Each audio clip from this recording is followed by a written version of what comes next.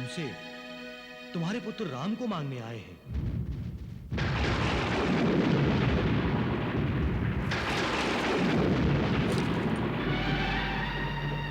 राम को मांगने आए हैं? राम को मांगने आए हैं? ये आपने क्या मांग लिया महर्षि? राम तो अभी अबोध नंद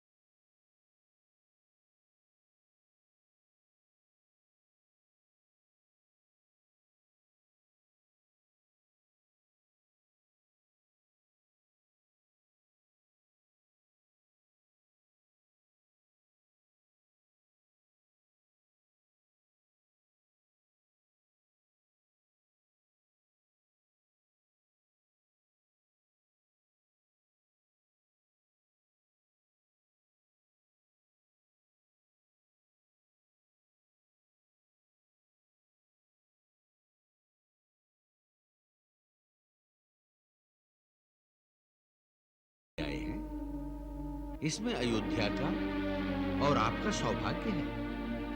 राम को इनके चरणों में समर्पित करना, इसी में सबका कल्याण है।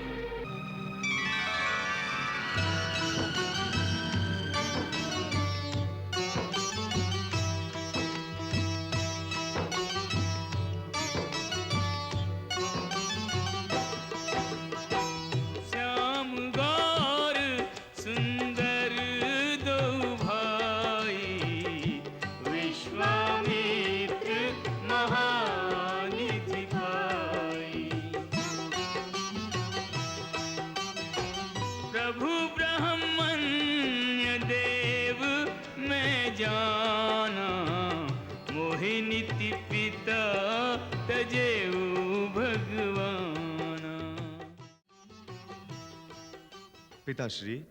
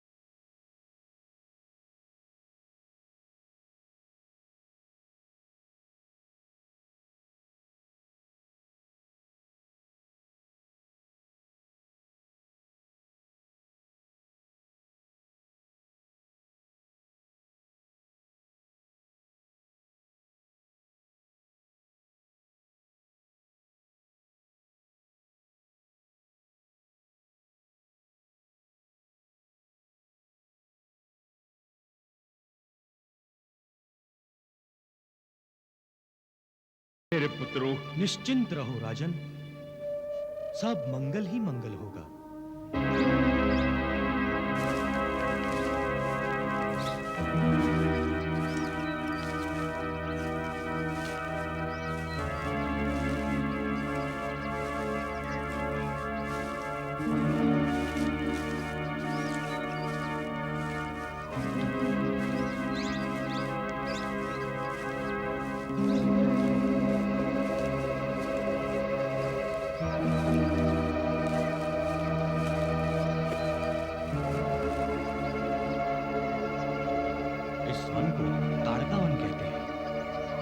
क्यों गुरुदेव? इस वन को ये नाम क्यों दिया गया है? राम, इस वन का नाम एक यक्षिणी के नाम पर है। पूर्व काल में यह स्थान समृद्धशाली जनपद था। दो बड़े सुंदर नगर थे यहाँ, कलद और करुष। वो नगर कहाँ गए गुरुदेव? अगस्त्य मुनि के शाप से राक्षसी बनी ताड़का और उसके पुत्र मारीच की विनाश लीला से ये नष्ट हो गए। उस राक्षसी में इतना बल है? 1000 हाथियों का बल है उसमें। वो जीवित है क्या? सावधान, वो यहीं कहीं छुपी हो सकती है।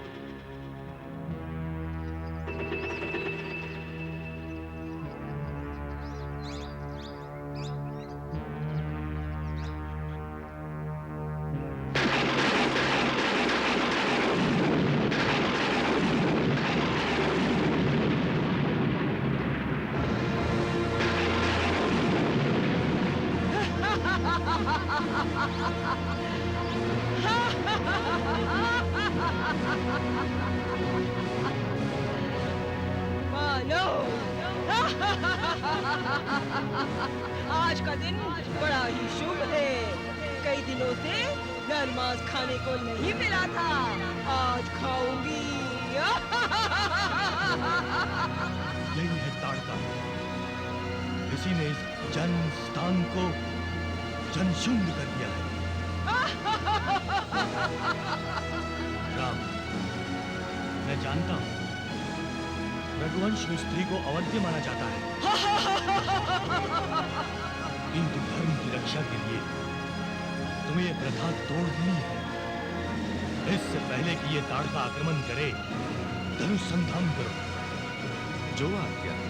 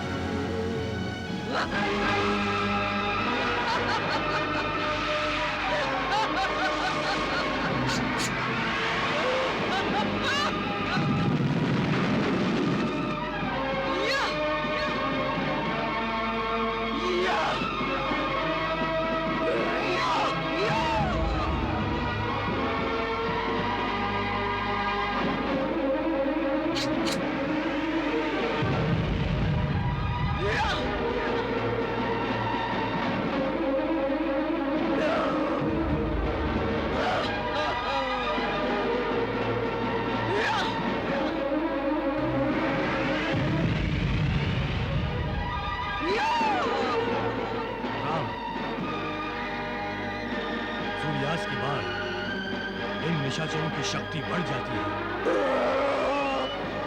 अतः समय नष्ट ना करो, इसका वध करो।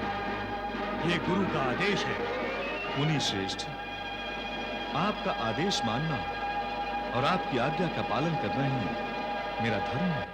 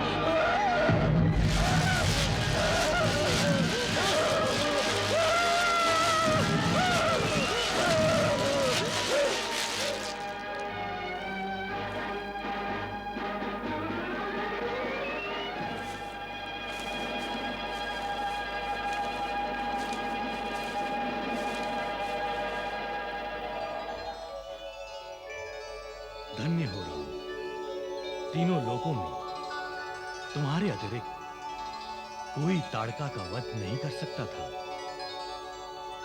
अब मुझे विश्वास हो गया है कि तुम जगत कल्याण के लिए ही भूतल पर आए हो। हम तुमसे प्रसन्न होकर तुम्हें वो दिव्य अस्त्र प्रदान करेंगे जो तीनों लोकों में हमारे अतिरिक्त किसी के पास नहीं है। जो आज्ञा। असंभव, असंभव। ताड़का का वध कौन कर सकता है? किसने किया है ताड़का का वध? महर्षि विश्वामित्र की यज्ञ भूमि में हुआ है लंकेश्वर। अवश्य कोई उनका क्षत्रिय अतिथि होगा। मामाश्री, हमें ताड़का के वध का प्रतिशोध लेना होगा और हम प्रतिशोध अवश्य लेंगे। अवश्य लंकेश, प्रतिशोध भी लेंगे। और अब हम विश्वामित्र का कोई यज्ञ सफल नहीं होने देंगे। नहीं मामाश्री, ये तपस्वियों का अपमान होगा। यज्ञों को ध्वस्त नहीं करना चाहिए। महारानी, क्षमा कीजिए स्वामी, पर तो मुझे तो लगता है कि ताड़का जिस यज्ञ को ध्वस्त करने जा रही थी, उसी यज्ञ में उसकी आहुति दे दी गई। चुप करो मंदोदरी। मामाश्री, आप सुबाहु अमारीश को समाचार दे दो और यथाशीघ्र आज्ञा। जो आज्ञा लंकेश। ओम भूर्भुवः स्वाहा। ओम गणेश। ओम करन लागे मुनि झारी। करन लागे मुनि झारी। आप रहे मख की रखवारी। आप रहे मख की रखवारी।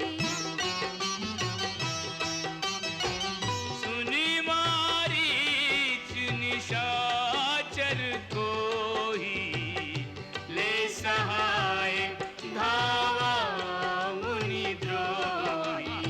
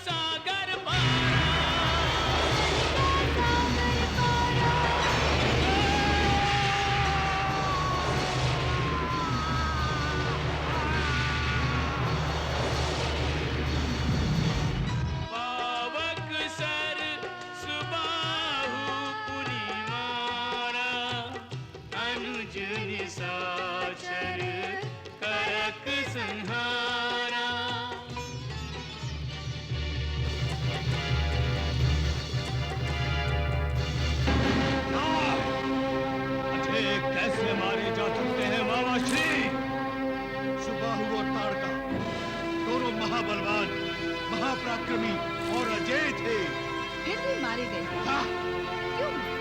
क्योंकि अधर्म, अनीति और अनाचार की कदापि विजय हो ही नहीं सकती, और अगर होती भी है तो वो भ्रामक होती है। मंदोदरी, धर्म, नीति और न्याय के बारे में तुम मुझे बताओगी? दशानन रावण को? दशानन रावण जो करता है वो न्याय होता है, जो अपनाता है वो धर्म और नीति होती है। जिन ऋषि कुमारों ने इनका वध किया है वो दशानन रावण की शक्तियों से अनभिज्ञ होंगे। उन्हें नहीं पता कि दशानन रावण साक्षात मृत्यु पर विजय प्राप्त कर चुका है। विजय!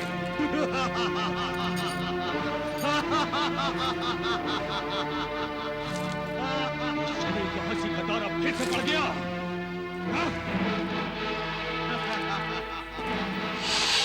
आओ दशानन, आओ। अपने आप को मृत्युंजय समझने वाले रावण का शनि के दरबार में स्वागत है।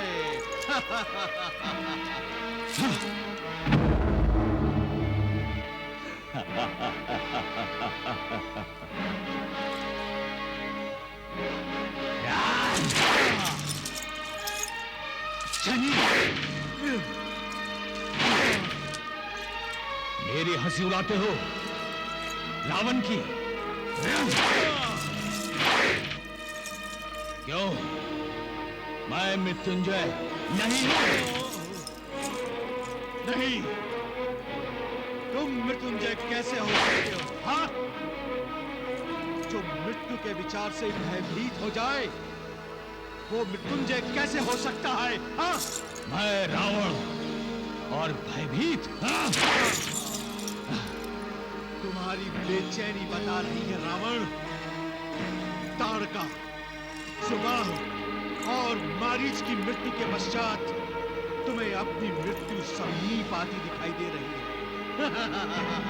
क्यों? सत्य है ना? शनिदेव!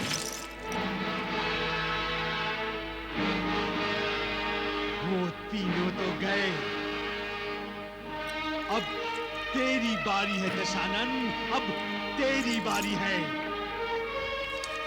जिसने उन तीनों को मारा है, उसका निशाना अब तू है दशानन, तू।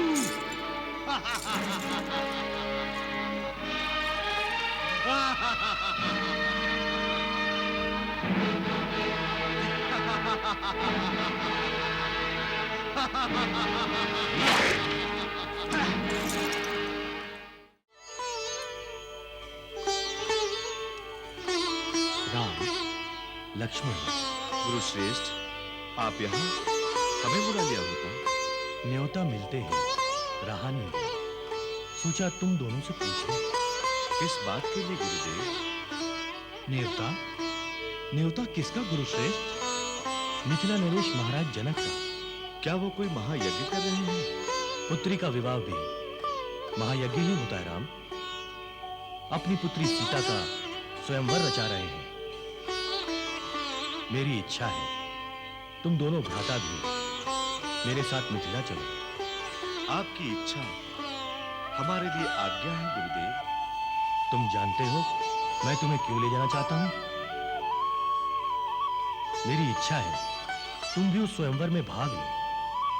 मैं? हाँ, उसका भी एक कारण है। क्या गुरुदेव? उस स्वयंवर के लिए एक कठिन शर्त रखी है महाराज जनक ने। शर्त? कैसी शर्त गुरुदेव? भगवान शिव का एक महान धनुष उनके वंश के पास धरोहर के रूप में चला आ रहा है। शर्त यह है कि जो भी उस महान धनुष को उठाकर उस पर प्रत्यंचा चढ़ाएगा, उनकी पुत्री सीता उसी को वरमाला पहनाएगी। वरमाला मुझे पहनाई जाएगी, मुझे पहनाई जाएगी। कौन है जो मेरे अतिरिक्त उस धनुष को उठाकर झुकाकर उस पर प्रत्यंचा चढ़ा सके? मंदोदरी, जिस रावण ने भगवान शिव और माता पार्वती सहित कैलाश पर्वत उठा लिया था, उसके लिए धनुष क्या है? तुम समझ लो कि तुम्हारे स्वामी दशानन ने स्वयंवर जीत लिया। परंतु स्वामी, आपको तो मिथिला से कोई निमंत्रण नहीं आया। निमंत्रण नहीं आया तो क्या? शर्त संसार के समस्त पराक्रमियों के लिए है, और शर्त ही खुला निमंत्रण है समस्त बलशालियों और सामर्थ्यशालियों। और मैं ये स्वयंवर जीतने जा रहा हूं। क्षमा कीजिए स्वामी, परंतु स्वयंवर सभाओं में भाग लेना युवा वीरों को शोभा देता है। तो क्या मैं युवा नहीं हूं? स्वामी, आपके बल और पौरुष का अपमान नहीं करना चाहती हूँ, परंतु अब आप प्रौढ़ावस्था में प्रवेश कर चुके हैं। महारानी, स्त्री चाहे कोई भी हो, अपने से अधिक सुंदरी के बारे में सुनते ही वो ईर्ष्या भाव से चलने लगती है। इसलिए तुम मुझे मिथिलापुरी जाने से रोक रही हो। नहीं स्वामी, मैं लंकापति त्रिलोकी विजेता रावण के सम्मान की रक्षा के लिए उन्हें वहां जाने से रोक रही हूँ, अपने पति रावण को नहीं रोक रही हूँ। मंदोदरी, पौरुष मेरी शक्ति है और पुरुष कभी प्रौढ़ नहीं। उसके विचार उसे प्रौढ़ और वृद्ध बना देते हैं। और मेरा विचार उस स्वयंवर को जीतकर मिथिला कुमारी को भरकर उसे तुम्हारे साथ स्थान देने का है। और तुम जानती हो कि रावण जो विचार कर लेता है उसे अवश्य पूरा करता है।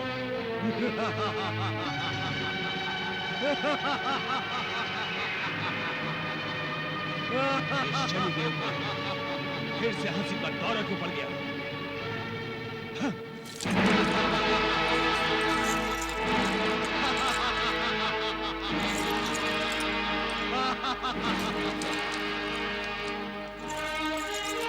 क्या हुआ तुझे? अब क्यों हंस रहा है? तेरी मूर्खता पर हंस रहा हूं दशानन, तेरी मूर्खता पर।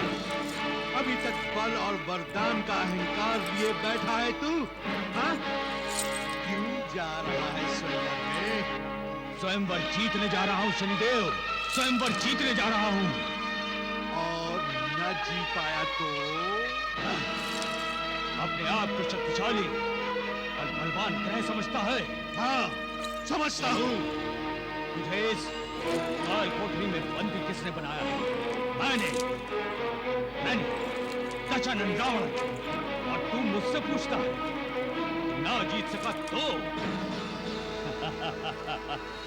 मैं जगदीश्वर रावण हूँ शनि, जगदीश्वर रावण। और धनुष क्या है मेरे सामने? मैं तो तुझे सावधान कर रहा था रावण, सावधान कर रहा था। क्यों? मेरे हित की चिंता कर रहा है तू क्या सोच रहा है कि मैं तुझे इस काल कोठरी से मुक्त कर दूंगा? नहीं शनिदेव, कदापि नहीं। हाँ? चले राम लक्ष्मण मुनि संगा, गए जहां जग पावनी गंगा। हर्ष चले मुनि वृंद सहाया, वेगी विदेह नगर नियराया।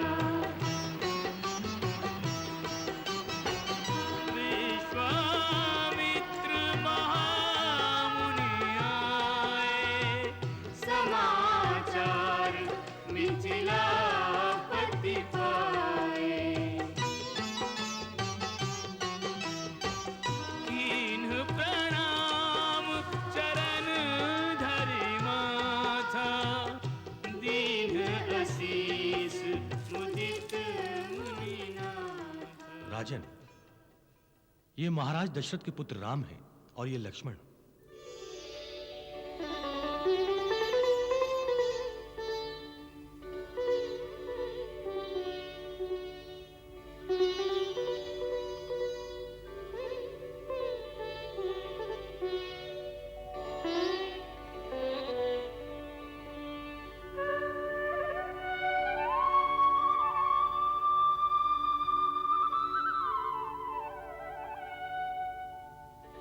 आपने जनकपुरी आकर हमें अनुग्रहित किया। महर्षि, सौभाग्यवश मैं अपनी अयोनिजा पुत्री के विवाह की घोषणा कर चुका हूं। ये तो मेरी पुत्री का अहोभाग्य है कि उसे आपका आशीर्वाद प्राप्त होगा। बड़ी शुभ घड़ी है राजन। सुना है विवाह के लिए कोई शर्त रखी है आपने? हाँ महर्षि, मेरे पास देवताओं की धरोहर एक धनुष है, जिसे हमारे ही वंश के पूर्वज महाराज निमि को रखने के लिए दिया गया था।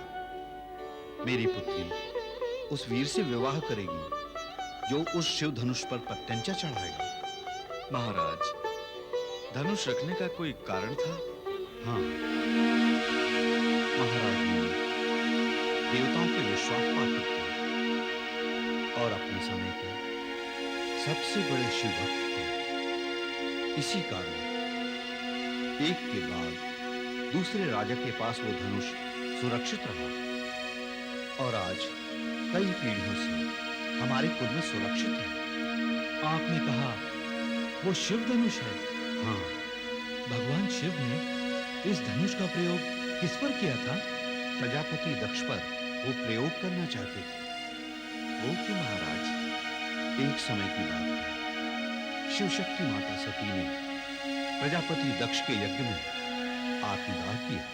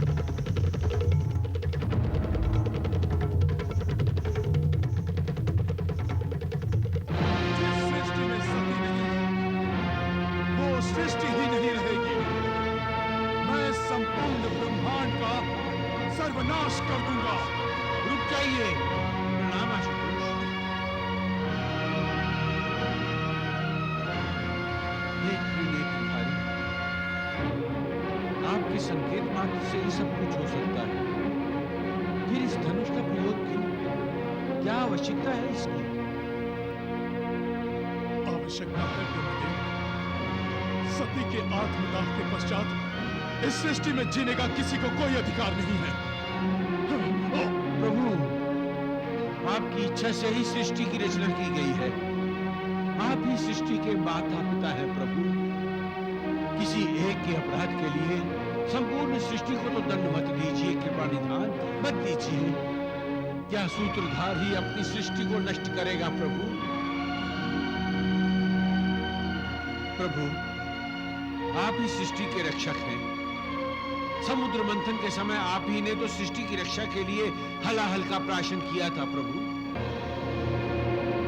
हे नीलकंठ, जिसकी रक्षा की आज उसी का विनाश। नहीं देवाधिदेव, नहीं नहीं भक्तवत्सल दया सागर, नहीं।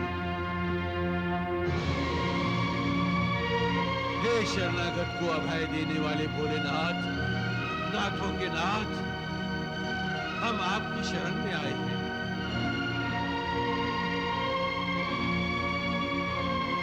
हम पर कृपा कीजिए, दया कीजिए प्रभु, हम पर दया कीजिए।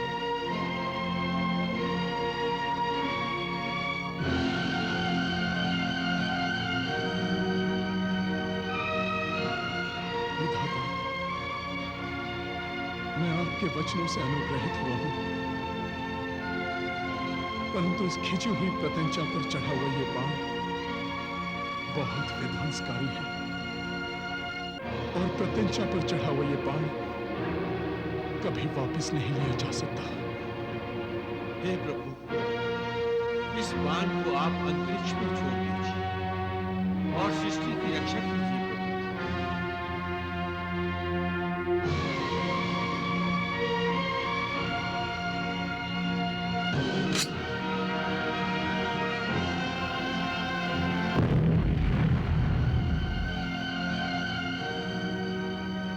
और ये धनुष? प्रभु, आप इसे अपने श्रेष्ठ भक्त महाराज निमि के यहाँ सुरक्षित रख दीजिए। तब से महाराज निमि के पास रखा यह धनुष एक के बाद दूसरी पीढ़ी के पास सुरक्षित रहा और आज भी मेरे पास सुरक्षित है। तब तो वो धनुष अवश्य ही दर्शनीय होगा महाराज। तुम दोनों स्वयंवर में हमारे साथ चलोगे तो तुम्हें उस धनुष के दर्शन हो जाएंगे।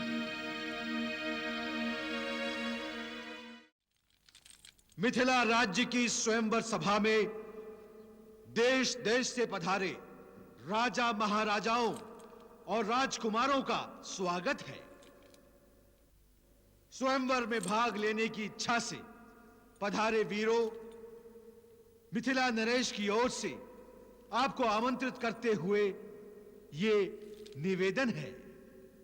क्रमशः आइए और इस धनुष की प्रत्यंचा चढ़ाकर अपने बल और पराक्रम का परिचय दीजिए।